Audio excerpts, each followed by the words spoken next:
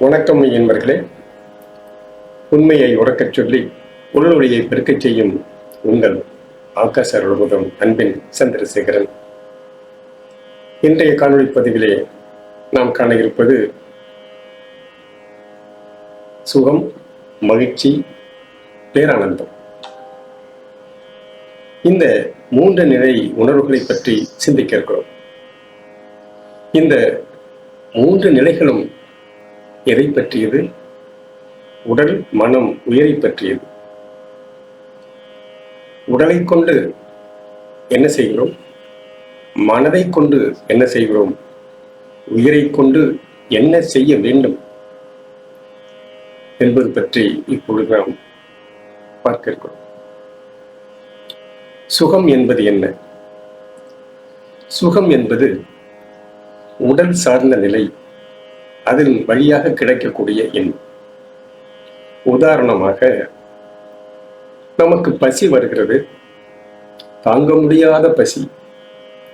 அப்பொழுது உணவை எடுக்கிறோம், உணவு உள்ளே செல்கிறது, பசி அடங்கி விடுகிறது. அங்கே பிறப்பது சுகம். வேகாத வெயில், நடந்து செல்கிறோம், இடையில் ஒரு மர நிழல். இந்த உடலை அந்த மர நிழலிலே இளைப்பாறச் செய்கிறோம். ஒரு சுகம் பிறக்கிறது, ஒரு உணர்வு.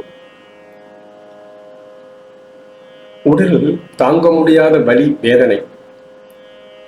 மருத்துவரிடம் செல்கிறோம், சிகிச்சை பெறுகிறோம். வலியும் வேதனையும் நிற்கிறது அல்லது குறைகிறது. அங்கே ஒரு உணர்வு, சுகம். ஆக உடலை கொண்டு அந்த உணர்வினை பெறும் ஒரு நிகழ்வு சுகம். இது எல்லோருக்கும் தெரிந்த ஒன்று.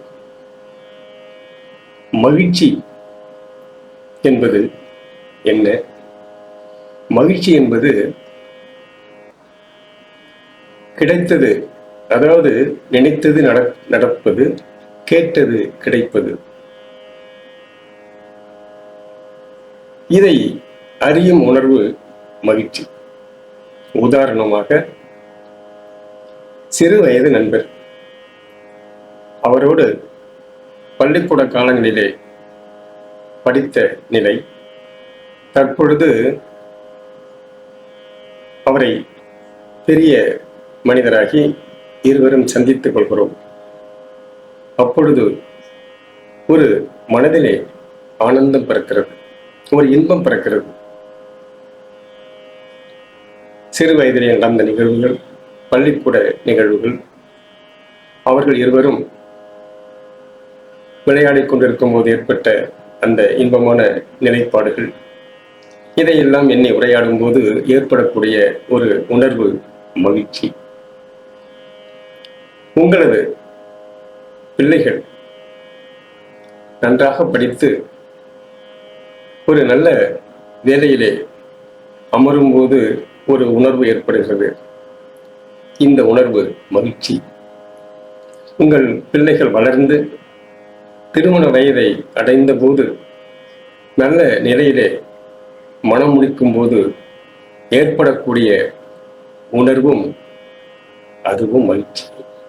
இது மனதால் வரக்கூடியது. சுகம் என்பது உடலால் பெறக்கூடியது.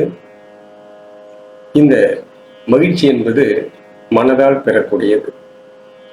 ஆனால் மூன்றாவது நிலை ஒன்று இருக்கிறது. இந்த நிலை மிக மிக ஒரு இனம் புரியாத நிலை. இந்த நிலை மனித குலத்திலே மிகச் சிலரே அனுபவிக்கும் நிலை. இந்த சுகமும் மகிழ்ச்சியும் பெரும்பாலும் எல்லோரும் அனுபவித்துக் கொண்டுதான் இருக்கிறோம். ஆனால் இந்த ஆனந்தம் என்று சொல்லக்கூடிய பேரானந்தம் இருக்கிறது அல்லவா? இதை ஆனந்தம் என்று கூட சொல்லக்கூடாது, பேரானந்தம், பேர் இன்பம். இந்த பேரின்ப பெருநிலை என்பது மிகச் சிலரை அனுபவித்துக் கொண்டிருக்கிறார்கள், அனுபவித்தார்கள். அவர்கள்தான் முனிவர்கள், ஞானியர்கள், தேவ யோகிகள். இந்த பேரானந்தம் பெருநிலை என்பது பெறப்படுவதல்ல, வெளிப்படுவது. பெறப்படுவதற்கும் வெளிப்படுவதற்கும் நிறைய வேறுபாடு இருக்கிறது. பெறப்படுவது என்பது ஒரு நிலையற்ற தன்மை, வெளிப்படுவது என்பது ஒரு நிலையான தன்மை. பெறப்படுவது சிறிது நேரம், வெளிப்படுவது எப்பொழுதும். இந்த எப்பொழுதும் வெளிப்படும் நிலை இருக்கிறது அல்லவா, இந்த நிலைதான் ஆனந்த நிலை. இந்த ஆனந்த நிலையை யார் மேற்கொண்டார்கள்? ஞானியர்களும் முனிவர்களும் தவ யோகிகளும் பெற்றார்கள். அவர்கள் எதையுமே சுகத்தையும் மகிழ்ச்சியையும் விரும்புவதில்லை, பேரானந்தத்தையே விரும்புகிறார்கள். இந்த வெளியிலிருந்து கிடைக்கும் ஒரு நிலையை மறந்து உள்ளிருந்து வெளிப்படும் நிலையை உணர்ந்தார்கள். அந்த உணர்ந்த நிலை அதுதான் தியானம், சமாதி என்கின்ற நிலை. நாம் உறங்குகிறோம். உறங்கும் பொழுது என்ன நடக்கிறது? மனமும் உடலும் அற்று விடுகிறது. இது உறக்க நிலையில், இது சாதாரண உறக்க நிலை. ஆனால் பேருறக்கம் என்று சொல்லக்கூடிய தவநிலையில, பேரானந்தம் என்ற நிலை சொல்லக்கூடிய அந்த உள்ளே இருந்து வெளிப்படும் நிலையை பெறக்கூடிய நிலை தியானத்திலும், அந்த தியானத்தின் இறுதி நிலையாகிய சமாதியிலும் கிடைக்கிறது. இந்த இரண்டுமே பெறக்கூடியதல்ல, வெளிப்படுவது. உடலும் மனமும் அற்ற நிலையிலும் இந்த மகாகாசம் என்று சொல்லக்கூடிய இந்த அண்டத்தோடு இந்த பிண்டம் இணையும் போது, அதாவது உயிர், இந்த சின்ன உயிர் பெரிய உயிரோடு இணையும் போது, ஒரு தாய் பிள்ளையை கண்டால் எப்படி மகிழ்ச்சி ஏற்படுகிறதோ, ஒரு உயிர் கலப்பு ஏற்படுகிறதோ, அந்த உயிர் கலப்பின் வழியாக எப்படி ஒரு உணர்வு நிலை ஏற்படுகிறது, அந்த உணர்வு நிலைதான் இங்கே பேரானந்தம் என்று சொல்லக்கூடிய நிலை. இந்த பேரானந்தம் என்று சொல்லக்கூடிய நிலை தேடி தேடி அலைவதனால் கிடைக்காது.